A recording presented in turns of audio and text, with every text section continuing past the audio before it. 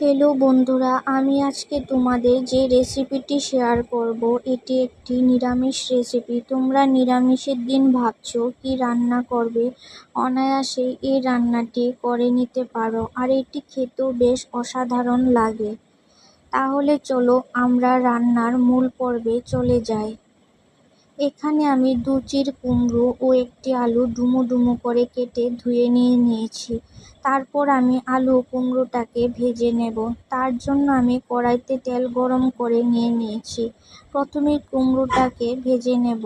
সামান্য লবণ ও একটু হলুদ দিয়ে দিলাম। 3 থেকে 4 মিনিট এইভাবে ভেজে নেব। কুমড়োটা ভাজা হয়ে গেছে, এখন আমি একটি পাত্রে তুলে রাখব। এখন আমি দিয়ে দেব টুকরো করা আলুগুলো। একটু নুন ও হলুদ দিয়ে একইভাবে আলুগুলোকেও হালকা লাল করে ভেজে নিতে হবে। এই কুমড়ো আলুটা যদি আমরা একটু ভেজে নিই তাহলে খেতে ভালো লাগবে। আলুটা ভাজা হয়ে গেছে, এখন আমি নামিয়ে রাখবো।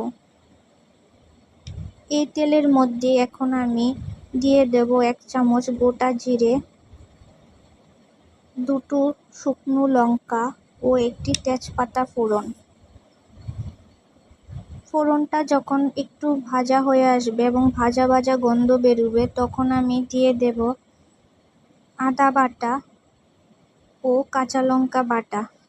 এখানে আমি 1 টুকরো আদা ও 4 থেকে 5টা কাঁচা লঙ্কা পেস্ট করে দিয়ে দিয়েছি। এখন আমি এখানে অ্যাড করব গুঁড়ো মশলা। দিয়ে দেব 1 চামচ হলুদের গুঁড়ো, 1 চামচ জিরে গুঁড়ো, 1 চামচ ধনিয়া গুঁড়ো ও 1 চামচ লঙ্কা গুঁড়ো এবং দিয়ে দিলাম টমেটো কুচি। এখন মশলাটাকে কষিয়ে নেব।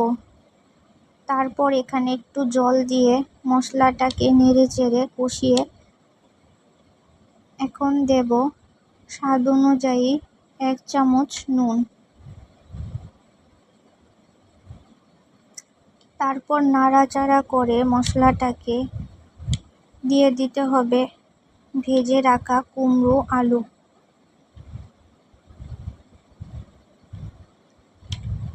তারপর মশলার সাথে কুমড়ো আলুটাকে 3 থেকে 4 মিনিট কষিয়ে নেব।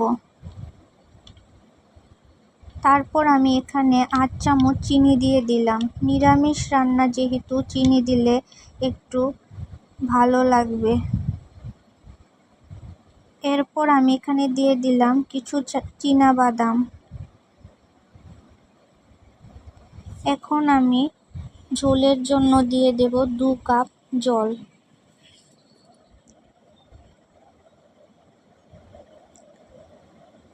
ঝোলটা ফুটলে আমি ঢাকা দিয়ে দেব 4 থেকে 5 মিনিটের মতো, যাতে কুমড়ো আলুটা সেদ্ধ হয়ে যায়। 4 থেকে 5 মিনিট পর আমি ফিরে এলাম। দেখুন ঝোলটা কতটা ঘন হয়ে গেছে ও কুমড়ো আলুটা সেদ্ধ হয়ে গেছে।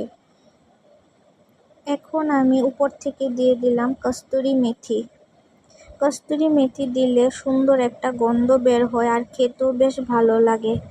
এখন আমি একটু গরম মশলা ও একটু ঘি দিয়ে ভালোভাবে নেড়েচেড়ে নেব, যাতে গরম মশলা ও ঘি ভালোভাবে কুমড়োর সাথে মিশে যায়। রান্নাটা হয়ে গেছে, এখন আমি একটি বাটিতে নামিয়ে নেব। তাহলে বন্ধুরা এইভাবে রান্নাটা করে নিরামিষের দিনে রুটি ও লুচি, পরোটা, ভাতের সাথে খাও, দেখবে বেশ ভালো লাগবে।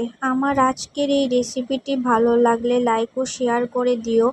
আমার এফবি পেজ দীপিকা ব্লগিং পেজটিকে ফলো করে নিও এবং যারা ইউটিউব চ্যানেল থেকে দেখছো তারা আমার দীপিকা স্টাইল অফিসিয়াল চ্যানেলটিকে সাবস্ক্রাইব করে দিও এবং তোমরা সবাই ভালো থেকো।